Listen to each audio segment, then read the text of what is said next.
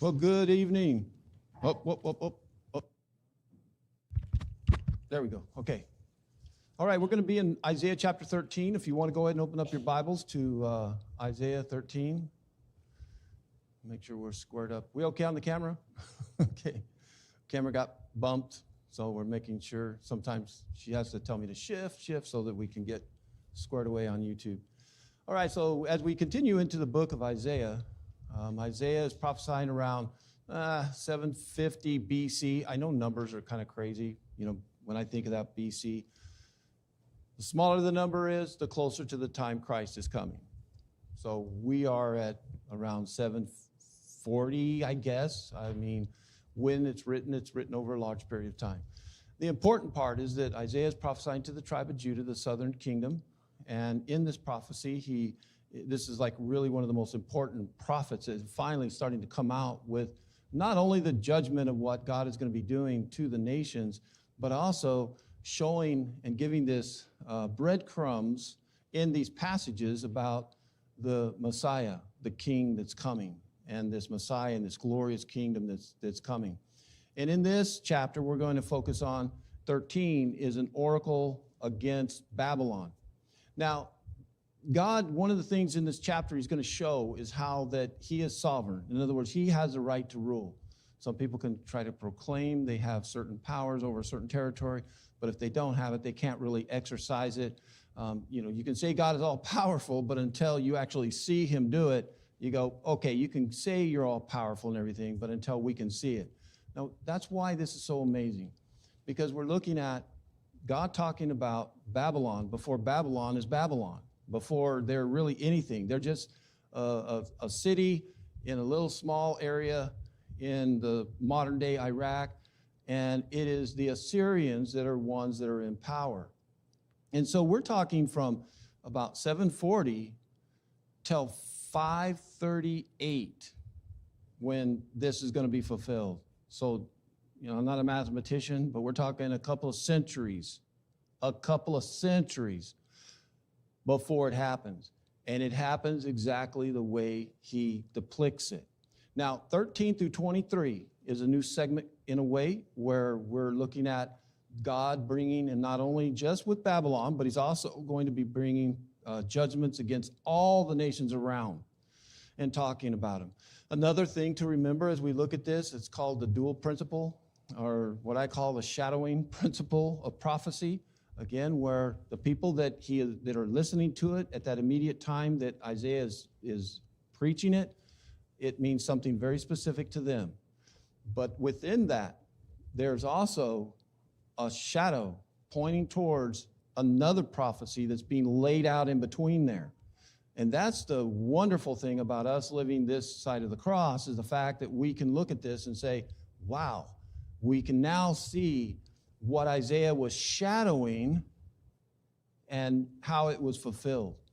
And I find it ironic, and again, because when we talk about eschatology, and that means the end of the time when the final end is going to happen, that big word eschatology, if you already have a predetermined understanding, what you have already established is what's going to happen when the end of things happen, and it can be a couple. One is this millennial rapture, the tribulation period, and all that. Or you can believe that, when Jesus returns, that's it. We all go home, judgment, and it's it. So if you already have your understanding one way or another, the problem I have with that is that when you come and look at the source where it started, you readapt and shape it to fit what you have already pre-understood.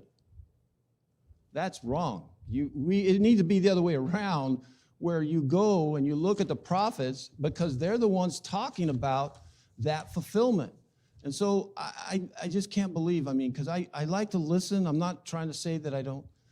I try to study and listen to other people and see where they're coming from, and because sometimes you can learn things, and I don't want to be all narrow-minded myself, but I'm just blown away at how many times I listen to them, and they're very clear, and they're going through it and just, describing Isaiah the way it is and such, but they got this terminology that they're bringing in and layering it on top of the prophecy itself, using words that were never used in the New Testament even, or the prophets, and saying, aha, look, here in Isaiah, this is what it's saying. And I'm like, no, why do you do that?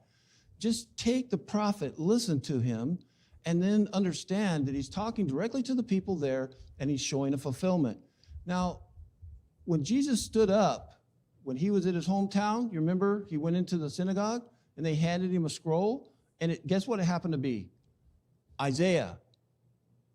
Now, Isaiah is the biggest book even in the Torah, and he rolls that scroll. Now, you know how it is to find a book in your Bible. Somebody said, turn to Philippians. You'd sit there and go, is it before this book or after that book or this book? Can you imagine rolling a scroll? Because you have to roll it and close it and open it at the same time. Jesus went to the book of Isaiah, rolls it, and goes to chapter 11, basically, they didn't have chapters then, and read it, and then said, it is being fulfilled in your hearing, and he rolled it up, handed it back to the attendant, and sat down. And they lost their mind. So he is very clearly was saying, that's me. And so when we look now back and go, and we read it, we can go, Jesus was even saying he is the root of Jesse. He is the one that's Messiah. He's the one bringing his kingdom in. So that's what I mean about we have the beauty of looking at Jesus' teachings purely from the gospel and then looking at these prophets and going, keep it simple. And that's what I hope that as we go through this, we look at it. So the main theme, again, coming back to it, I said I wasn't going to do it, but I can't help it. I get so riled about the fact that some of these people are teaching that Christ is not ruling, that his kingdom didn't come, that we're in a church age. Now, I thought at first, no big deal, and it is fine. I'm not going to hate on somebody that believes that, but this afternoon it got me. It just, as you can tell, right? This afternoon it got me because I thought, now, wait a minute. If you're proclaiming that Christ is the king and all this, but he's not ruling, but that's what he is ruling, and the prophets say he's ruling, are you really honoring him in his kingdom? You're ignoring the fact. You're saying, well, he's not ruling yet, but what's he doing sitting up there at the right hand of God? What is he doing when Paul talks about all these other things? I mean, it's like, so you're ignoring that he's in power now in the kingdom. So to me, it's a little insulting to Jesus that, I went through all that, I fulfilled all the prophecies, and now I'm ruling. But you're going to say, it's going to happen on the millennial reign when he comes back. And I'm like, it just, I don't know. I think that's the thing about the prophecies that we have to be so careful about. And me too. That's why I try to make sure I do. So this is really, there's two things we're going to look at. One, Babylon is referred to as a region because it's like Babylon is a nation. It's going to be an empire. Now, at the time he's writing this, it's really not, like I said, but there's also the city itself.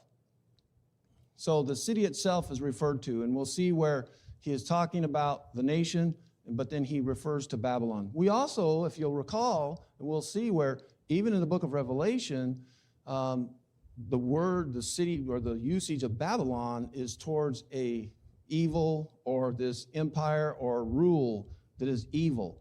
It is very similar to the way the Hebrews had learned that up to this point, that whenever the prophets would say something about Egypt, they got it. They're like, oh, we remember Egypt. Our people were enslaved there. They were evil. We were delivered out of bondage.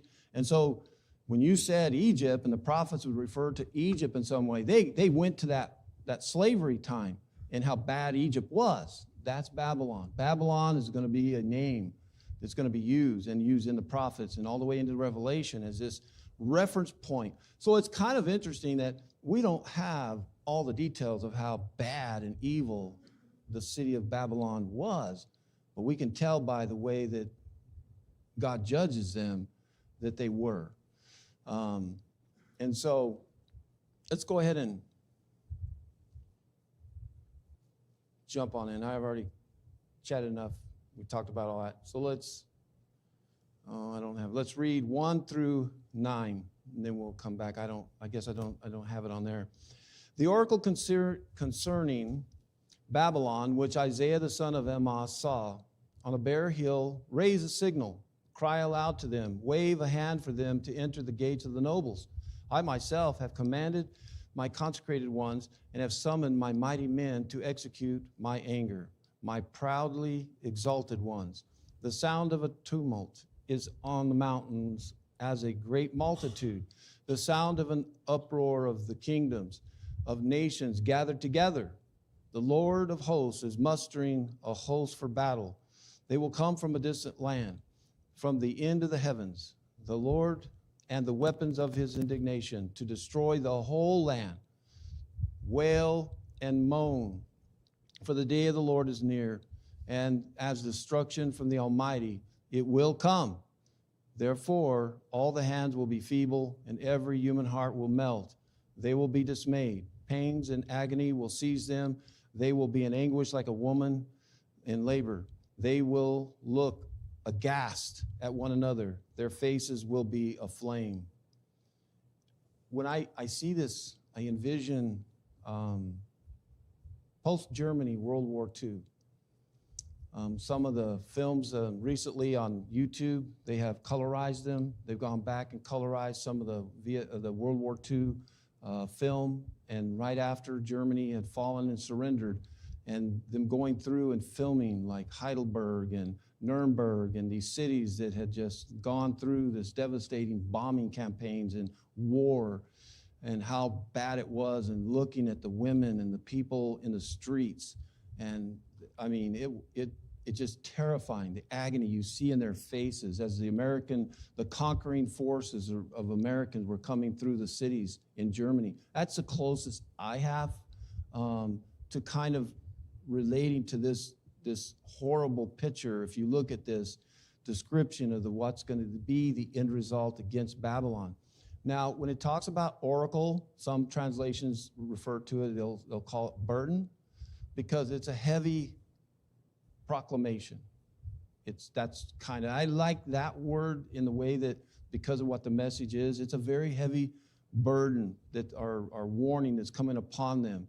When he talks about this idea of this, it's a rallying call that God is going to have in bringing these nations. The one thing that in verse 3 I want us to not get confused about is when he says, I commanded my consecrated ones. These are not angels. This is not Judah. This is not some righteous group of angels or anything that's heavenly hosts that are coming in. And it's not consecrated in the sense of the way we would think religiously, but it's those God is setting up to come in, that he has set and picked. And that's like Habakkuk talked about, that God had selected Assyria to come in. So Assyria, in that case, would have been his consecrated, the ones he had chosen. And so he is bringing these mighty men together to execute his anger, to bring about it, and to basically come in and bring about his justice. This tumult, or this roar on the mountains in verse 4, as a great multitude, as something that's frightening. Just hearing them come together is frightening. When I was in the military, we were out doing a maneuver, and I was out there, we were by ourselves, just a couple of us. We were doing like a recon, and all of a sudden in the middle of the night, it was like 2 o'clock in the morning, just still quiet. And all of a sudden, me and my sergeant, we hear this noise, and it keeps building up and building up and building up. It was a 3rd Armored Cav, and those boys flew. They didn't go anywhere half speed, and that sound of them coming through, and we just got back, and they come blasting through in those M1 tanks, just in the middle of the night, just like, and I remember that sound. That sound just kind of still to this day just scared me to death. We sat there and watched that. And that's what I kind of feel is, God is showing how even in the assembly of this group of warriors that he's bringing together, this army is going to be something. Now, he has not mentioned who it is yet, but he's going to. And so as he musters this up, it's going to call. It's going to frighten. It's going to be very disturbing. And so that's why he says, wail, for the day of the Lord is near. Now, the day of the Lord is used, as very clearly many times to many different historical events. And so the day of the Lord is something that is going to happen, and it's going to be frightening to the point when, as he's describing it here, anguish like a woman in labor and all these other things. They're going to look aghast. It's going to be so shocking. Now, when Babylon, the city itself, fell, it was lightning fast. It was terrifying. And the Medes and the Persians had no mercy. They slaughtered everybody.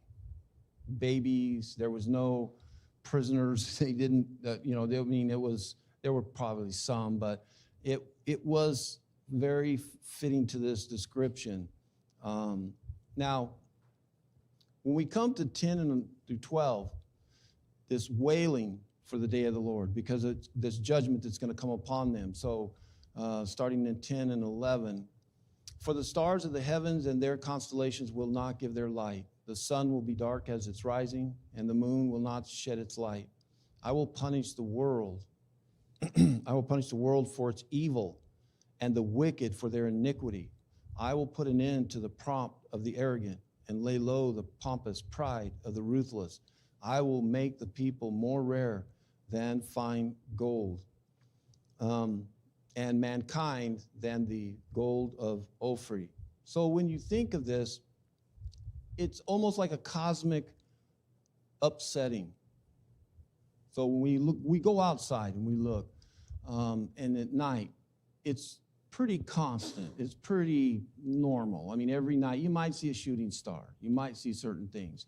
But if you were to walk out one night, and I know like when we have certain meteor showers that come through during the years and stuff, it's pretty spooky when you start seeing, if you've ever gone out, I don't know, I can't remember the name of those meteor showers. We're supposed to be having one come up like in, I think, the next 3 or 4 years, and it's supposed to be like hundreds of thousands of meteors falling within like 5-6 hours, not like 10 minutes.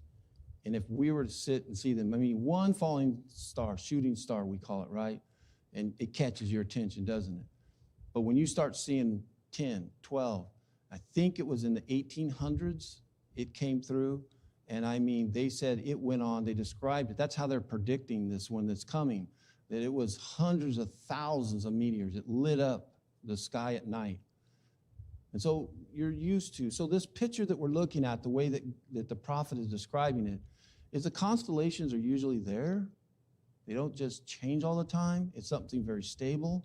They represent power. They represent authority. And God is going to, in this judgment, bring about such an upheaval that it's like a cosmic change on this. There's a lot of other things you can dive into. It's not unique to just the destruction of Babylon. We can see this as well in other prophecies that God will say against it, that it's this upheaval that's massive. In the same manner that he's describing the army that's coming in and the emotions and what's going to happen, showing it as a geopolitical level of how devastating the news is going to be worldwide when the news flash comes out that Babylon has fallen and that the Medes and the Persians are invading and such. So this is kind of the picture there. And so he continues this same picture in 13 through 16.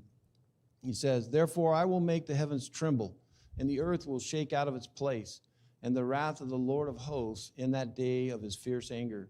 And like a hunted gazelle, or like the sheep with none to gather them, each will turn to his own people, and each will flee to his own land. Whoever is found will be thrust through, and whoever is caught will fall by the sword. Their infants will be dashed to pieces before their eyes. Their houses will be plundered, and their wives ravished. Can't get more graphic than that, right? I mean, more horrific. Can you imagine? I mean, to see this. But he continues with this idea of this cosmic level, this, large, massive upheaval in the political world and the social structure that people were used to. And I notice here, the way that now it's wrath and anger. Don't confuse that God doesn't love and that God hasn't given everybody an opportunity. And so by the time when God brings about executes his judgment, he unleashes his anger. And his anger is wrathful many times. And so this is a picture that you should, one, want to avoid, right? I mean, when you make God mad and you get him to the point where he's finally going to bring about his judgment in order to make things right again, because that's what righteous is. Remember, I keep kind of slowing that down, but to bring justice, he has to be just. And that means that when you reach a certain point where God is finally saying it's time to bring about the sentence, and that sentence is going to be rough. That's going to be anger with emotion, wrath. And that's the resultant when we look at this, that the way that they're going to be hunted down, the way that, even children dashed to pieces in front of their parents. And you say, that's a horrible God. That's an evil God. No, it's not. No, this is the result of the sins of the nation, the result of the sins of the leaders who had led these people into that type. And so they're the ones that are actually responsible for that. And going on and describing a little more as when this day is in the fall of Babylon, in 17 through 19, he says, "Behold, I am stirring up the Medes against them, who have no regard for silver and do not delight in gold. Their bows will slaughter the young men. They will have no mercy on the fruit of the womb. Their eyes will not pity children. And Babylon, the glory of kingdoms, the splendor and pomp of the Chaldeans, will be like Sodom and Gomorrah when God overthrew them." So now we're introduced to this another kind of obscure people that are way off toward the east in Iran, that are out there that are not, if you were listening to this, you would be a little shocked. You'd be going, it'd be like saying Argentina or Puerto Rico. In Puerto Rico, I will raise up Puerto Rico against the United States. And you'd sit and giggle, wouldn't you? You'd go, right. Puerto Rico? Come on. You seen that little island? Wouldn't you? This is what the way people would listen and hear this. They'd go, the Assyrians are the big boys, man. They're the United States. They're the most powerful thing around. And you're saying you're going to bring up this nation, these Chaldeans called Babylonians, and they're going to overthrow Assyria. And then after that, another people, no name, no power, that they're going to rise up and destroy them. What does this show you? What if you link this together, you start going, well, then who can withstand themselves? Who can protect themselves as an empire? Because, even the one that's in rule, that has the guns and has the power, they don't have guns, but have the power, well, God's going to throw them down. And then there's going to be another nation that's going to rise up that's going to be even more magnificent, and then he's going to overthrow them with another no-name group of people that's going to rise up as a nation, and the Persians. And it's like, so, you see this kind of dominoing effect and what's going on, and it's like, well, then how can you withstand? What nation could rise up and ever? Well, the point here is God is sovereign. Who's in charge? God. The nations at that time, no matter who they are, how powerful they may think they are, guess what? God could raise Puerto Rico up and take you out. I'm using that. You see what I mean? That's what it's like. That's the humility of understanding. And that, for us today, the lesson is for us to understand that it's God that's in charge. God is the one that is going to judge the nations. He's going to bring them down.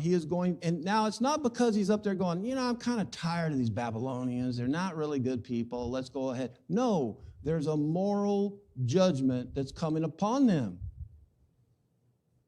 That's what we see. And historically, you can read about these nations and see that that's exactly what happened, is that God would use this powerful nation to bring about justice on another evil nation, one that needed judgment to bring righteousness back. And then they would become proud and arrogant, and then God would turn around and say, I'm bringing my day of the Lord on you.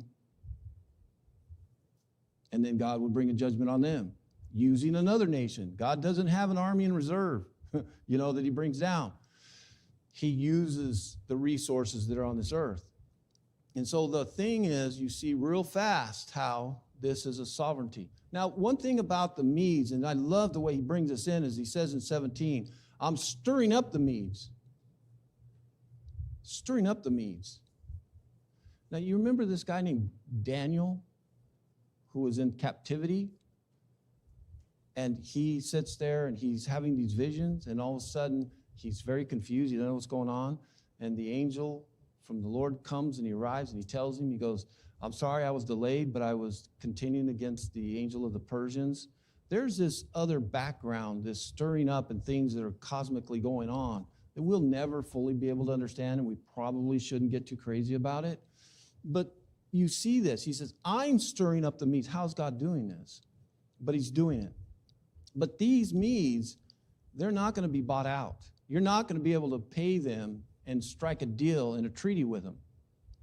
That's what he's talking about when he says, they have no regard for silver or delight in gold. You're not going to be able to do like what the king of Judah did and trying to sell out and give all the gold and the stuff to try to appease them from attacking them.